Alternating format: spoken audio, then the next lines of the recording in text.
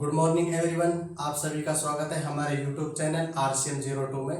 जैसा कि आप जानते हैं, हमने मैथ का स्पेशल बैच स्टार्ट किया हुआ था जिसमें आप लोगों को मैथ की बेसिक क्लासेज पढ़ा चुके हैं। हमने हमारी मैथ की पहली बेसिक क्लासेज में आपको 15 टॉपिक बताए थे। 15 टॉपिक आप लोगों के लिए 15 क्लास में कंप्लीट करा चुके हैं। उसके बाद हमारा मैथ का स्पेशल जो बैच है जिसके लिए हमने मैथ की बेसिक क्लासेस आप लोगों के लिए लगाई थी, उसको हम शुरू करने जा रहे हैं आज से। जिन बच्चों ने अभी तक मैथ की कंप्लीट बेसिक क्लासेस नहीं पढ़ी हैं, वो पहले एक्स्ट्रा टाइम लेकर अपना मैथ की बेसिक क्लासेस पढ़ें, उसके बाद मैथ की मेन क्लासों में आएँ और मेन क्लासों के साथ जुड़े।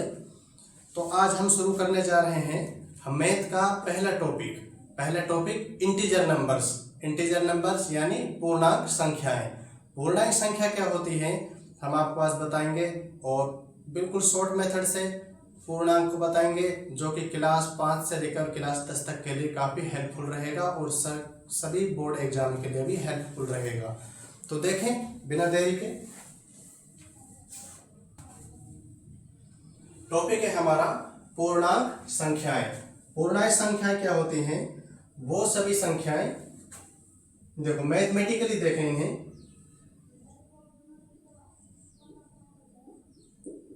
पूर्णांक संख्याएं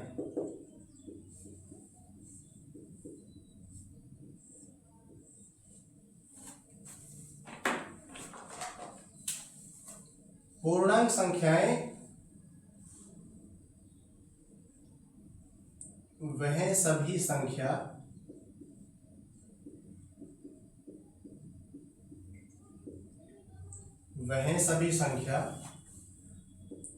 जिसमें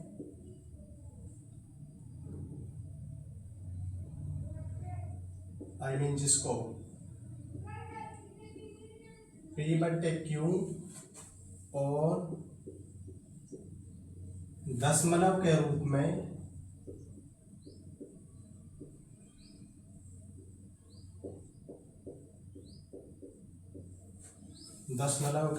में ना लिखा जा सके,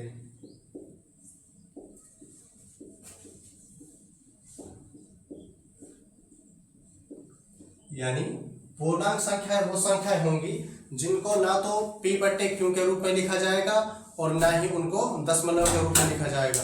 एग्जाम्पल के लिए देखें, पूर्णांक संख्याएं, इनको मैथमेटिकल रूप में देखते हैं।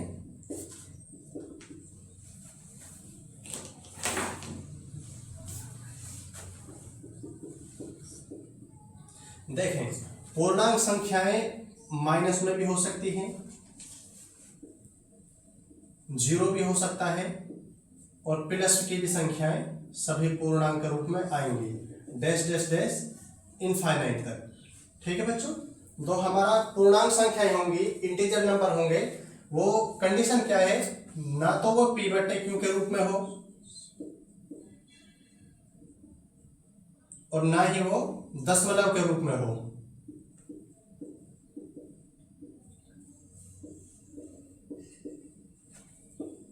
I for integer.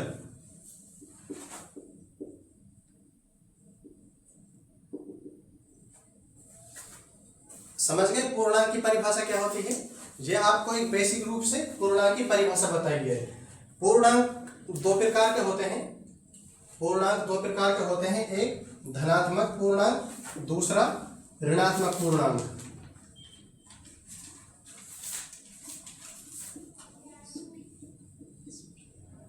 धनात्मक पूर्णांक, दूसरा धनात्मक पूर्णांक में क्या क्या आएंगे? धनात्मक पूर्णांक में आएंगे 1, 2, 3, 4 डैश डैश डैश इनफाइनाइट तक जितनी भी पॉजिटिव संख्या होंगी। धनात्मक बोलते हैं पॉजिटिव इंटीजर।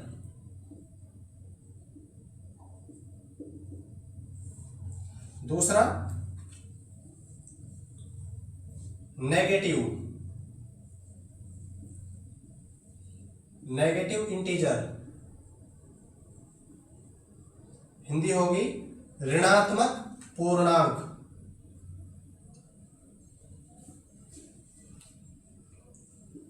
ऋणात्मक पूर्णांक। एग्जाम्पल के लिए लेते हैं, जैसे -1, -2, -3 डैश डैश डैश। ठीक है, हमारा बचता है एक नंबर 0। 0 एक इंटीजर नंबर है।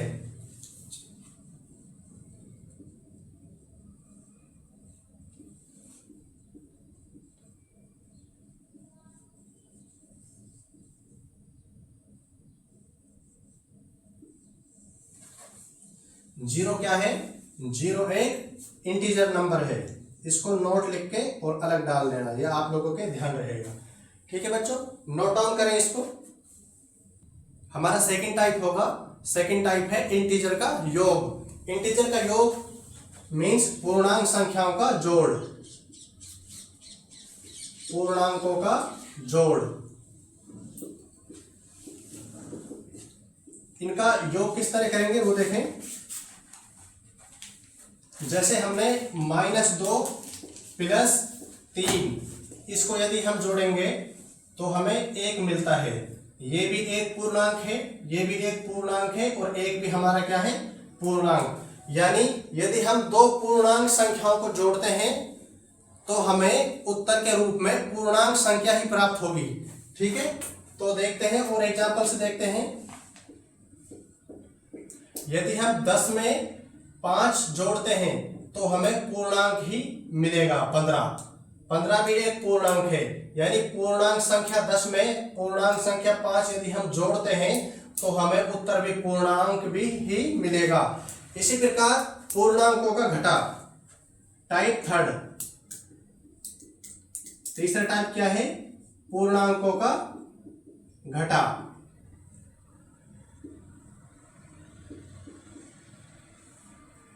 पूर्णांकों का घटा क्या होता है?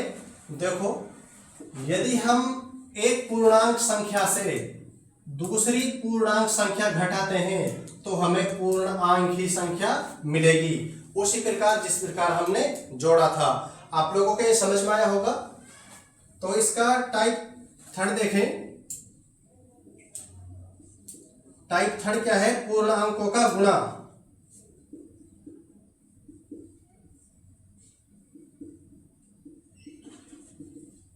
पूर्णांकों का गुणा। पूर्णांकों का गुणा क्या होगा?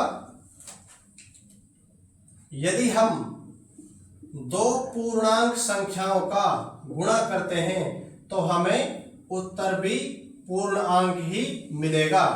आप लोगों के समझ में आया होगा। इसी प्रकार यदि हम पूर्णांकों का भाग और चेक करते हैं, यदि हम पूर्णांकों का भाग,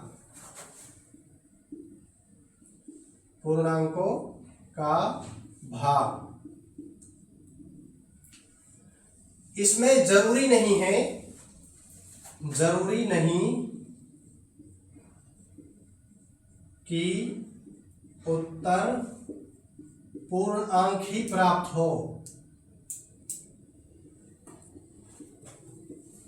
पूर्णांक ही प्राप्त हो, क्योंकि देखो एग्जाम्पल से देखो, यहां पे देखते हैं। यदि हम 5 में 2 का भाग देते हैं, ये 2 से कट जाएगा, 4 आ जाएगा, 1 घटाएंगे तो हमें क्या प्राप्त होता है? 2 सही 1/2। 2 1/2 का मतलब क्या होता है? 0.5। देखें इसमें क्या आ गया? दशमलव। और एक हम दूसरा भाग देते हैं। यदि हम 4 में 2 का भाग देते हैं तो 2 दूनी 4, 0, तो हमें उत्तर क्या मिला? 2। यहां पे ये संख्या पूर्णांक थी, ये संख्या पूर्णांक थी। यदि हमें एक पूर्णांक संख्या में दूसरी पूर्णांक संख्या का भाग देते हैं तो जरूरी नहीं कि उत्तर पूर्णांक ही प्राप्त हो, क्योंकि जब हमने यहाँ पर चेक करके देखा तो हमें पूर्णांक उत्तर मिला और यहाँ पर नहीं मिला। तो इससे हम ये कह सकते हैं कि पूर्णांकों के लिए जोड़, यदि 2 संख्या पूर्णांक है तो उत्तर भी उनका पूर्णांक ही मिलेगा। घटा करेंगे तो घटा भी पूर्णांक ही मिलेगा। यदि 2 पूर्णांक संख्याओं का गुणा करते हैं तो हमें उत्तर भी पूर्णांक ही मिलेगा। लेकिन भाग में ये सेटिस्फाई नहीं होता, तो 3 ही टॉपिक इसको क्लियर तक, 3 टाइप सेकंड, टाइप थर्ड और टाइप फोर्थ इसको फॉलो करते हैं, टाइप फिफ्थ नहीं करता। नोट करें इनको। अगला टाइप देखें, टाइप नंबर 6। टाइप नंबर 6 क्या था कि पूर्ण अंकों में कुछ नियम और लगेंगे। एक नियम जानो आप लोग, क्रम विनिमय नियम। क्रम विनिमय नियम क्या होता है? क्रम विनिमय नियम, देखो ये नियम क्या कहता है, इसको देखें। मान लो हमारे पास कोई संख्या a है और एक संख्या b है, इन दोनों का हम गुणा करते हैं और उसका जो हमें उत्तर मिलता है वो बराबर रहेगा संख्या b गुणा a के। यही हमारा क्या है? क्रम विनिमय नियम। ये काफी इंपॉर्टेंट नियम है। इसमें देखो ये पूर्णांकों में ही फॉलो किया जाता है, लागू किया जाता है ये नियम। नियम क्या है? देखो a और b यहां पर एक इंटीजर नंबर है, इंटीजर नंबर है ये सभी यहां पर, ठीक है। यानी a और b एक किस में बिलोंग कर रहे हैं? Integer number. और इंटीजर नंबर्स क्या क्या होते हैं? -2, -3, माइनस में आप कुछ भी संख्या ले सकते हैं, 0, 2, 3। हमने आपको बताया था डैश डैश डैश इनफाइनाइट तक, जहां तक आप उनको दे जा सकते हैं। फॉलो करके देखते हैं नियम को। a cross b is equal to b cross a। a की जगह हम कोई संख्या रखते हैं। मानो हमने a मान लिया -2 और b को माना 1। यह हमने दो कंडीशन मान ली। उसके बाद हम इस नियम को फॉलो करते हैं। a का मान क्या रखेंगे? -2, चिन्ह क्या है? गुणा। और b की जगह क्या मान रखेंगे? 1 बराबर b का मान क्या रखेंगे? 1, बीच में चिन्ह गुणा। और a का मान क्या है? -2। इसको नेक्स्ट स्टेप में देखते हैं। नेक्स्ट स्टेप क्या होगी? इन दोनों का मल्टीप्लाई होगा, इज इक्वल टू होगा किसके? इन दोनों के मल्टीप्लाई के। -2 इंटू 1 करेंगे तो -2 इक्वल होगा किसके? 1 इंटू -2 करेंगे तो -2। ये दोनों क्या है? बराबर हैं। तो a cross b is equal to b cross a, जो क्रम विनिमय का नियम है वो इंटीजर्स नंबर के लिए फॉलो होता है। यानी हम इंटीजर्स नंबर में क्रम विनिमय नियम को फॉलो कर सकते हैं। आप किसी भी इंटीजर नंबर को उठा के और क्रम विनिमय नियम को फॉलो कर सकते हैं। नोट करें इसे। हमारा अगला टाइप होगा टाइप नंबर 7। टाइप नंबर 7 क्या है? साहचर्यता का नियम और चेक करते हैं इंटीजर्स नंबर के लिए कि साहचर्यता एक नियम है।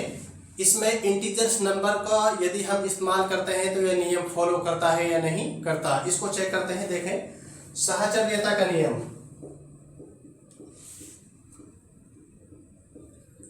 साहचर्य नियम,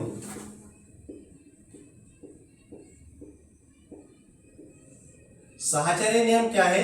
मैथमेटिकल रूप से देखें। हम यहां पे 3 संख्याएं लेते हैं, a गुणा b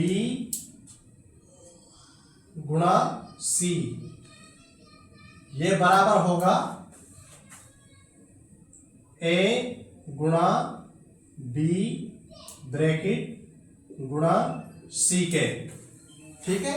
और यहां पर जो संख्याएं हैं a, b और c, ये किसमें बिलोंग करती हैं? According to topic integers number में, ठीक है। इंटीजर नंबर क्या होते हैं हमने आपको बता चुके हैं। किसमें बिलोंग करेंगे integer number? Sorry a, b, c और किसमें बिलोंग करेंगे? इंटीजर नंबर में, ठीक है। अब आगे देखें, नियम को फॉलो करके देखते हैं एग्जांपल से। हम एक एग्जांपल ले लेते हैं। एग्जांपल इस प्रकार लेंगे, हम a का हम मान लेते हैं 1, b की वैल्यू हम लेते हैं 2, c की वैल्यू लेते हैं 3, और इसको साहचर्यता के नियम में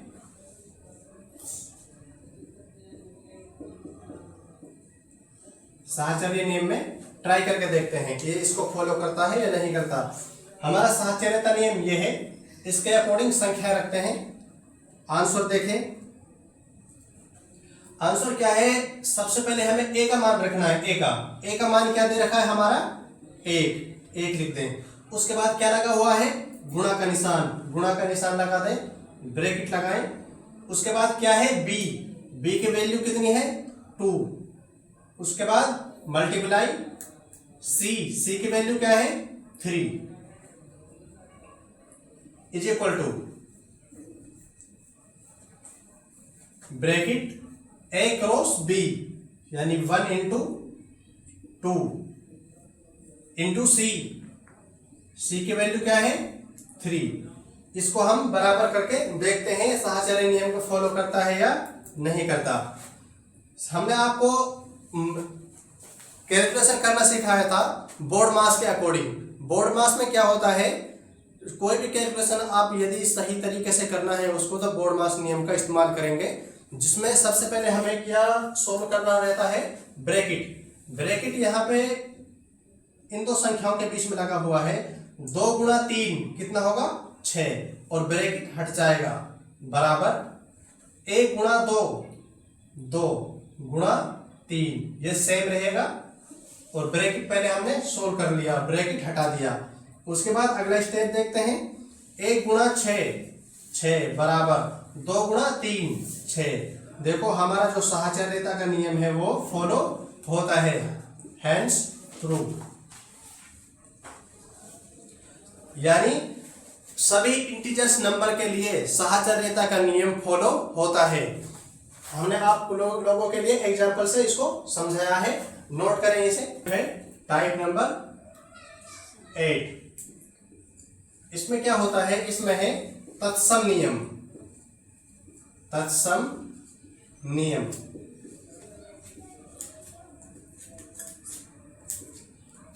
तत्सम नियम क्या होता है, देखें ये बहुत ही सिंपल और आसान नियम है।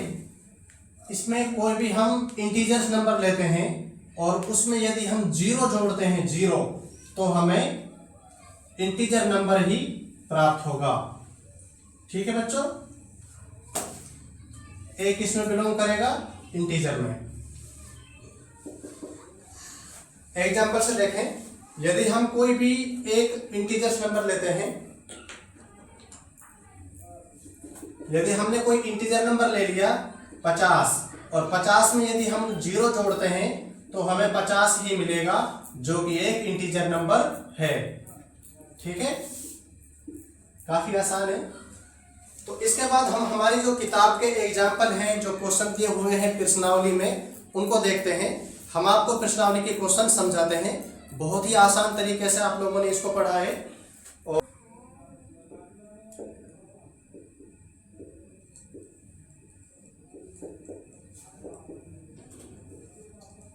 प्रश्नावली 1.1 देखें।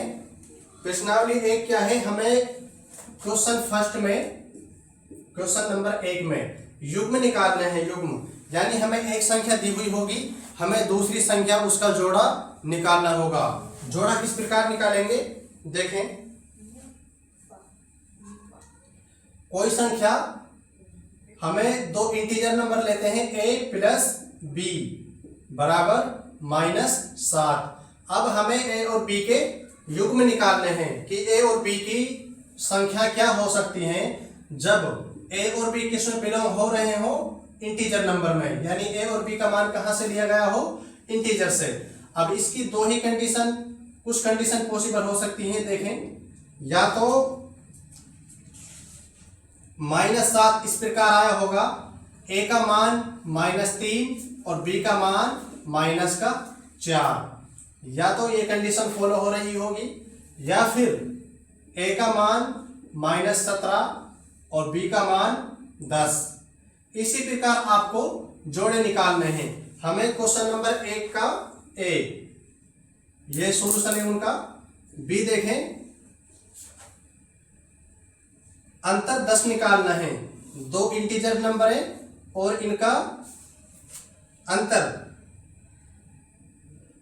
निकालना है हमें माइनस का 10। ये हमारे प्रश्नावली का क्वेश्चन है, इनको हमें सोल्व करना है। a माइनस बी बराबर माइनस का 10। इसका किस प्रकार निकालेंगे? a की वैल्यू रख लेते हैं हम 17 और b की वैल्यू रख लेते हैं 7। तो आसानी से हम इसको घटा लेंगे। इसको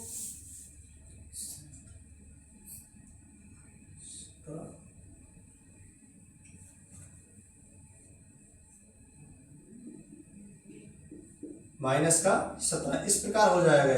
ए की वैल्यू माइनस 17, बी की वैल्यू 7, तो हमारा उत्तर क्या आ जाएगा? माइनस का 10। माइनस का 10। हमारा इसमें तीसरा एग्जाम्पल है जिसको आप लोग सोल्व करेंगे। तीसरा एग्जाम्पल है, कोई दो इंटीजर्स नंबर हैं ए और बी और उनका योग क्या आना चाहिए? 0। काफी आसान है, इसको आप कर सकते हैं। ये आपके लिए है, नोट करें इन तीनों क्वेश्चनों को। क्वेश्चन नंबर 2 देखें। क्वेश्चन नंबर 2 है, एक ऐसा ऋणात्मक पूर्णांक युग्म लिखिए जिसका अंतर 8 हो। यानी हमें कोई दो संख्याएं लेनी है ए और बी जो कि इंटीजर्स नंबर हो और इनका यदि हम अंतर निकालते हैं a माइनस बी तो हमें उत्तर क्या आना चाहिए? 8। अब a और b का वैल्यू हमें कहां से लेनी है? इंटीजर्स नंबर में से। इंटीजर्स नंबर कहां से शुरू होते हैं? माइनस से लेके और प्लस तक, विदाउट डेसिमल संख्या एंड p बटे q वाली संख्याओं को हटाकर। इसमें हम क्या करते हैं? a की वैल्यू हम रख लेते हैं 10 और b की वैल्यू लेते हैं 2। बराबर करेंगे तो हमें 8 प्राप्त होगा। कंडीशन लिख लेते हैं, a बराबर 10 और b बराबर 2। इसको ये फॉलो कर रहा है। ठीक है बच्चों, इसी प्रकार आपको अगला एग्जांपल देखना है। इसमें b, ये a था, दूसरे का a था, ये b। देखो, एक ऋणात्मक पूर्णांक और एक धनात्मक पूर्णांक लिखिए जिनका योग -5 हो। यानी एक धनात्मक और एक ऋणात्मक पूर्णांक लिखे जिसका योग -5 हो। यानी a को हम ले लेते हैं धनात्मक 15 और योग कर रहे हैं b को हम ले लेते हैं ऋणात्मक -10।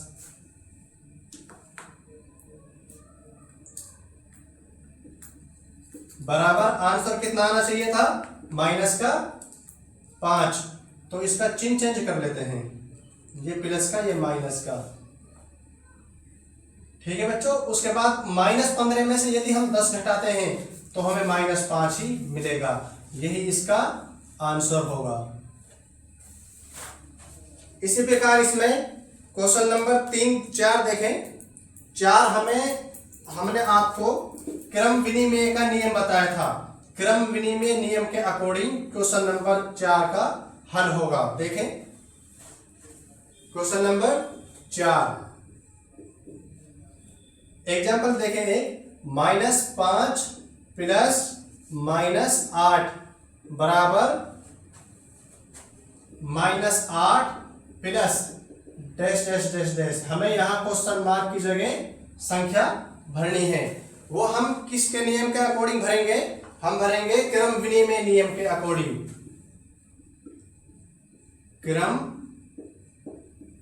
विनिमय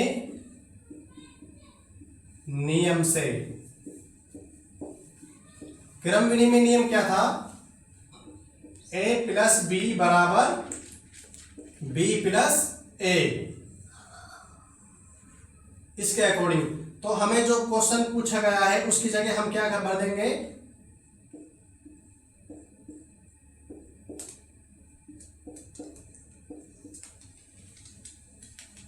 हमारा उत्तर आ जाएगा -5। आप लोगों के पूर्णांक के जो हमने आपको बताया है काफी अच्छे से समझ में आया होगा। उम्मीद करते हैं आपको क्लास काफी अच्छी तरीके से समझ में आई होगी और जिन बच्चों ने इसको पहले पढ़ रखा है वो थोड़ा पेशेंस से दोबारा अच्छी तरह से टॉपिक को क्लियर करें, और जो फ्रेशर बच्चे हैं जिन्होंने पहले नहीं पढ़ा और वो अच्छी तरह से ध्यान दें, जिनको समझ नहीं आया है वो क्लास को रिपीट करके देखें। Thank you.